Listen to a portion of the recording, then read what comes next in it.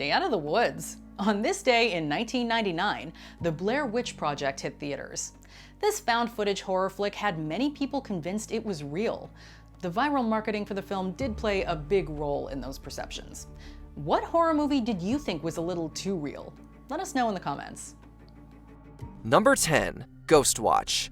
Mockumentary or documentary? Viewers of this BBC show on Halloween night in 1992 had a lot of trouble telling the difference. Tonight, television is going ghost hunting in an unprecedented scientific experiment where we hope to show you, for the first time, irrefutable proof that ghosts really do exist. Set in a fictional London home, this pre-recorded television event portrayed itself as a live broadcast, with reporters and ghost hunters searching for evidence of a poltergeist named Mr. Pipes. He was supposedly terrorizing the Early family, making scary sounds in the house's plumbing, and periodically possessing one of the family's children. Now, confrontations, of course, with the supernatural can be devastatingly real. Let's find out what effect they've had on Mrs. Early and her family. The problem was that the presenters and actors rather convincingly portrayed the supernatural events of the broadcast as real life, terrifying and confusing audiences in the process. The BBC received around 30,000 complaints, and the frightening mockumentary never aired in the UK again. No more calls, please. Also, our switchboard's jammed. We've been inundated with hoaxes. The Rosenheim poltergeist affected a telephone exchange, rang up endless bills, misdirected calls. Or no poltergeist. They're seeing it now, for God's sake.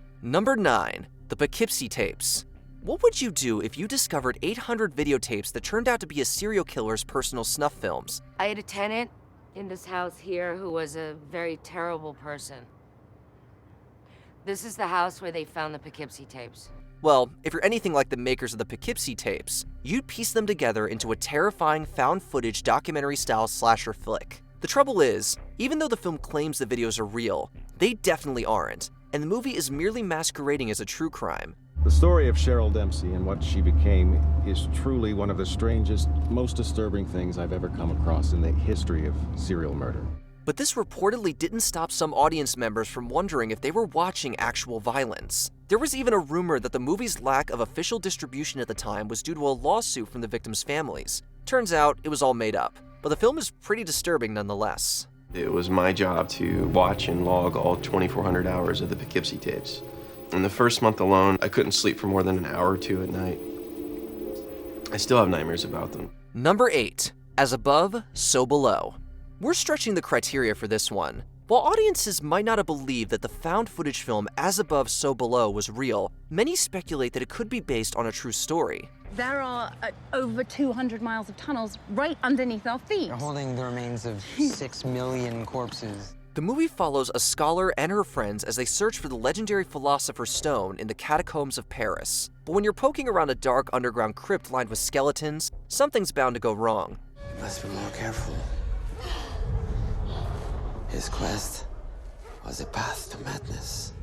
Fans have suggested that the story could be inspired by actual found footage. In the year 2000, documentarian Francis Friedland presented footage of a man getting lost in the catacombs and dropping his camera before disappearing. Is it fact or just more fiction? Debate continues to this day. He went inside and nobody has seen him since. So if you want to take this way, go ahead, not with me.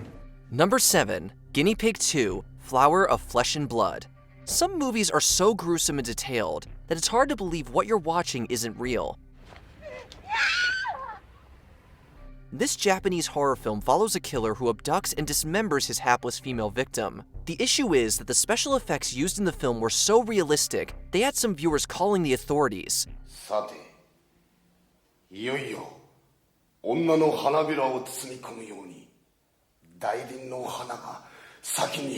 It's even rumored that actor Charlie Sheen reported the film to the FBI because he was convinced he just watched a genuine snuff film, but that story may be more urban legend than actual fact. Either way, Guinea Pig 2 might leave you questioning what you see, but just keep reminding yourself that it's only a movie.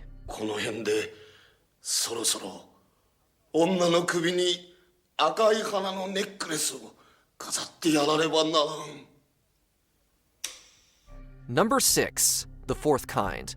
Given the earnest manner in which this sci-fi horror insists that it's a documentary, you gotta forgive people for wondering. This film is a dramatization of events that occurred October 1st through the 9th of 2000 in the northern Alaskan town of Nome. To better explain the events of the story, the director has included actual archive footage.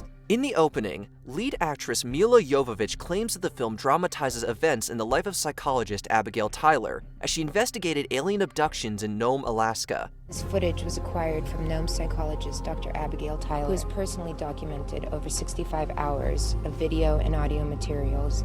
These reenactments are intercut with archived footage, which is of course fake. The movie's marketing exploited real missing persons cases in Alaska, disgruntling Alaskans, and leading to legal action against Universal. In the movie's wake, people wondered online whether the film was real, or at least based on a true story. Well, rest assured, it was entirely fictional.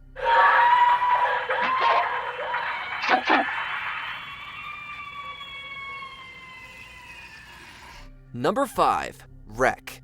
This modern classic of the shaky cam genre poses the question, what would you do if you were quarantined in an apartment building while a disease turned residents into raging zombies?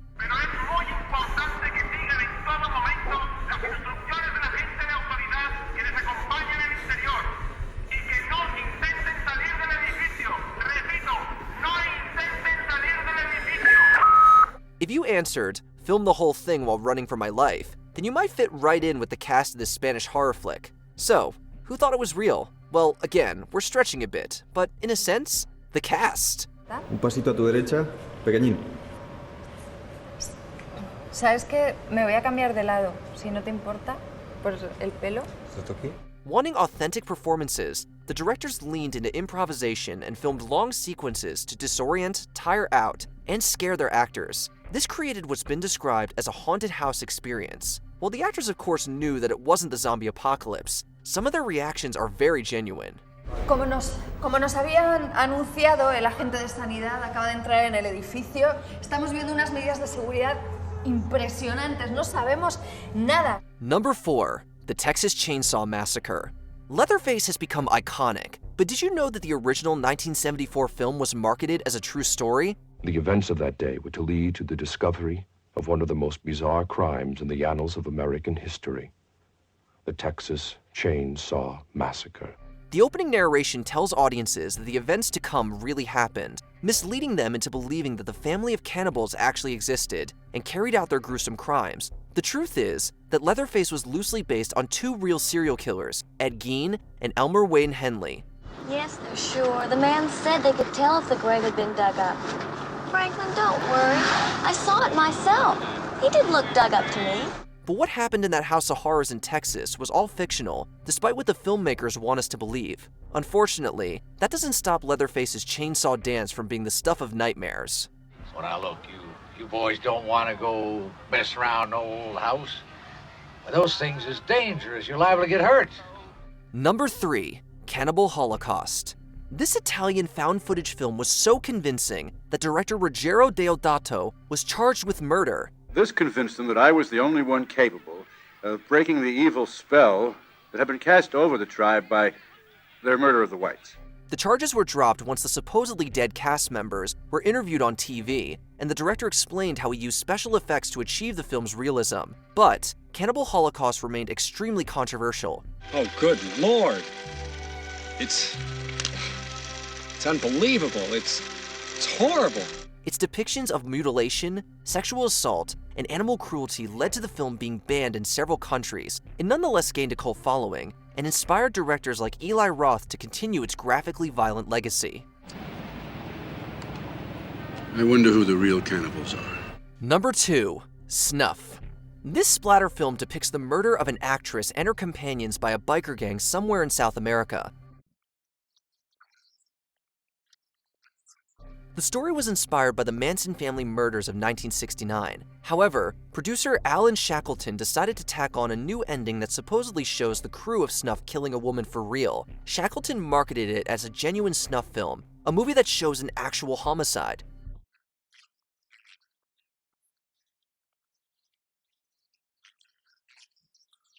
This prompted public outrage and even an investigation by New York District Attorney Robert M. Morgenthau. Fortunately, the movie was soon exposed as a hoax. The murdered actress was in fact alive and well. Despite this, rumors have persisted ever since.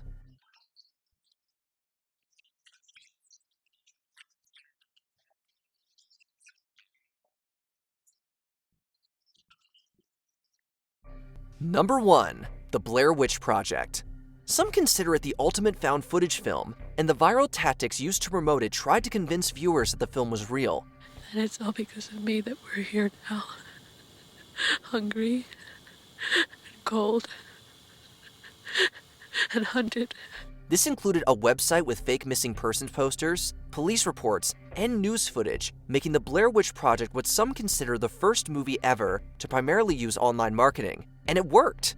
Some of the young kids started to disappear, and nobody knew anything about why they were disappearing. As audiences watched 3 students get lost in the woods looking for the Blair Witch, many people left the theater thinking they'd watched actual authentic footage and that the film stars were either missing or presumed dead. Makes you wonder, could a film get away with these kinds of tactics today? With internet sleuthing at an all-time high? Likely not. The search party claims that the stench of death was still thick, and whomever had taken the bodies had done so in a matter of hours. That happened here, at Coffin Rock. Did you enjoy this video? Check out these other clips from WatchMojo, and be sure to subscribe and ring the bell to be notified about our latest videos.